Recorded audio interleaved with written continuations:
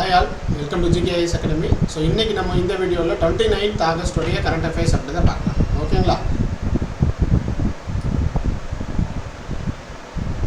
So first பார்த்தோம் அப்படின்னா 2030th Commonwealth games அப்படின்றது எங்கே கண்டக்ட் பண்ண போகிறாங்க அப்படின்னா இந்தியாவில் தான் வந்து நடக்க போகுது. ஓகேங்களா?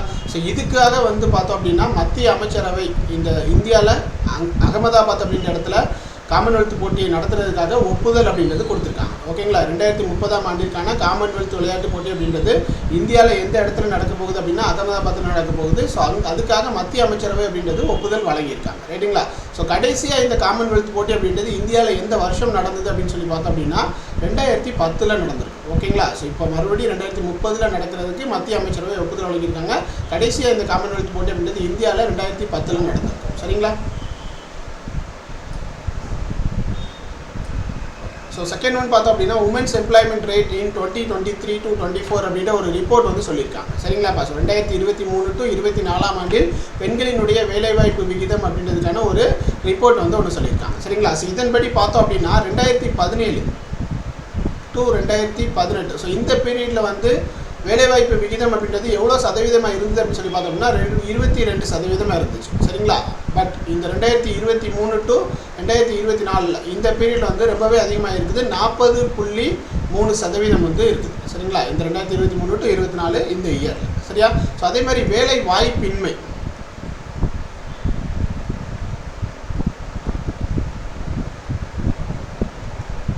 வேலைவாய்ப்பின்மை அப்படின்னு சொல்லி பார்த்தோம் அப்படின்னா இது வந்து பார்த்தோம் அப்படின்னா 2017 to 2018 ஸோ இந்த பீரியடில் பார்த்தோம் அப்படின்னா 5.6% இருந்த வேலைவாய்ப்பின்மை அப்படின்றது குறைஞ்சிருக்கு. ஓகேங்களா? ஏன்னா வேலைவாய்ப்பு விகிதம் அப்படின்றது அதிகமானதுனால வேலைவாய்ப்பின்மை அப்படின்றது குறைஞ்சிருக்குது. 2023 to 2024 இந்த பீரியடில் பார்த்தீங்க அப்படின்னா எவ்வளோ இருக்குது அப்படின்னா 3.2% குறைஞ்சிருக்கு. ஓகேங்களா? ஸோ நெக்ஸ்ட் பார்த்தோம் அப்படின்னா இந்தியாவில் புதுசாக சேர்த்துருக்கக்கூடிய போர்க்கப்பல்கள் என்னென்ன 2 கப்பல்கள் சேர்த்துருக்காங்க அப்படின்னு சொல்லி பார்த்தோம் அப்படின்னா ஐஎன்எஸ் உதயகிரி மற்றும் ஐஎன்எஸ் ஹிம்கிரி அப்படின்ற 2 போர்க்கப்பல்கள் அப்படின்றது இந்திய கப்பற்படையில் சேர்த்துருக்காங்க. ஓகேங்களா? ஸோ இந்த கப்பலை பொறுத்த வரைக்கும் என்ன அப்படின்னா இதனோட ஸ்பெஷல் என்ன அப்படின்னு சொல்லி பார்த்தோம் அப்படின்னா மல்டி மிஷன் ஸ்டீல்த் ஃப்ரிகேட்ஸ் அப்படின்றதா. சரிங்களா? ஸோ ரேடாருக்கு புலப்படாத பல்துறை போர்க்கப்பல்கள் அப்படின்றதா இந்த ஐஎன்எஸ் உதயகிரியும் ஐஎன்எஸ் ஹிம்கிரியும். சரிங்களா? ஸோ இந்த 2 கப்பல்களும் வந்து எந்த இடத்துல வச்சு இந்திய கப்பற்படையில் இணைக்கப்பட்டது அப்படின்னு சொல்லி பார்த்தோம் அப்படின்னா விசாகப்பட்டினத்தில் வச்சு அடிச்சிருப்பாங்க.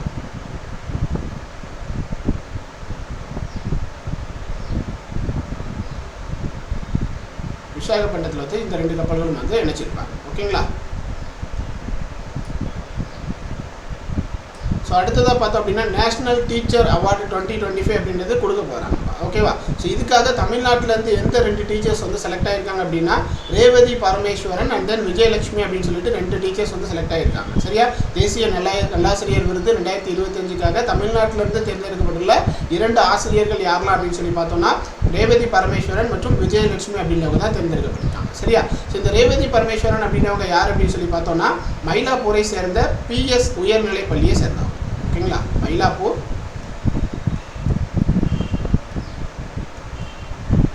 பிஎஸ் ஹையர் செகண்டரி ஸ்கூல் உயர்நிலை பள்ளியை சேர்ந்தவங்க. சரியா? அதே மாதிரி இந்த விஜயலட்சுமி அப்படின்னவங்க பார்த்தீங்க அப்படின்னா திருப்பூரை சேர்ந்தவங்க.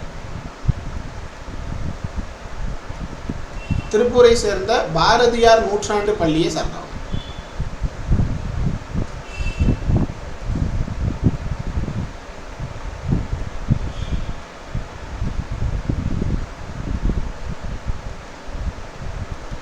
ஸோ மொத்தம் இந்தியா முழுவதும் இருந்து எத்தனை ஆசிரியர்கள் வந்து இந்த நல்லாசிரியர் விருதுக்காக தேர்ந்தெடுக்கப்பட்டிருக்காங்க அப்படின்னு சொல்லி பார்த்தோம் அப்படின்னா மொத்தமாக 45 ஆசிரியர்கள் வந்து தேர்ந்தெடுக்கப்பட்டிருக்காங்க. 45 ஆசிரியர்கள் வந்து இந்த நல்லாசிரியர் விருதுக்கு வந்து தேர்ந்தெடுக்கப்பட்டிருக்காங்க.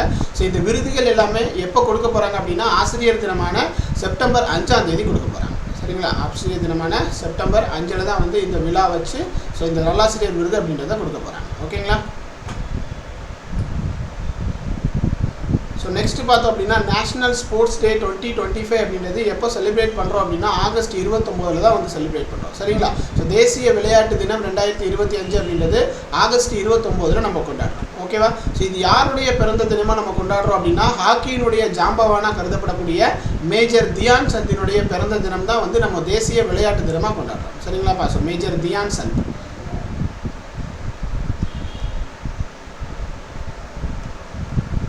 மேஜர் தியான் சந்த் அவருடைய பிறந்த தினம் தான் வந்து நம்ம என்ன கொண்டாடுறோம் அப்படின்னா தேசிய விளையாட்டு தினம் அப்படின்னு சொல்லிட்டு நம்ம கொண்டாடுறோம். சரியா? ஸோ இந்த தினம் வந்து முதல்ல எந்த வருஷம் அனுசரிக்கப்பட்டது அப்படின்னு சொல்லி பார்த்தோம் அப்படின்னா 1995 தான் வந்து இந்த தேசிய விளையாட்டு தினம் அப்படின்றது ஃபஸ்ட்டு வந்து அனுசரிச்சிருப்பாங்க. ரைட்டுங்களா? அதுக்கப்புறமா பார்த்தோம் அப்படின்னா 2012 ஒவ்வொரு வருஷமும் தேசிய அளவில் இந்த தேசிய விளையாட்டு தினம் அப்படின்றது நம்ம செலிப்ரேட் பண்ணிட்டு வரோம். ஸோ இந்த மாதிரி டெய்லி கரண்ட் அஃபேர்ஸ் அப்படின்றது தெரிஞ்சுக்கணும் அப்படின்னா மறக்காமல் நம்மளுடைய சேனல் வந்து சப்ஸ்கிரைப் பண்ணி வச்சுக்கோங்க. So thank you all. நெக்ஸ்ட் வீடியோவில் நம்ம மீட் பண்ணலாம்.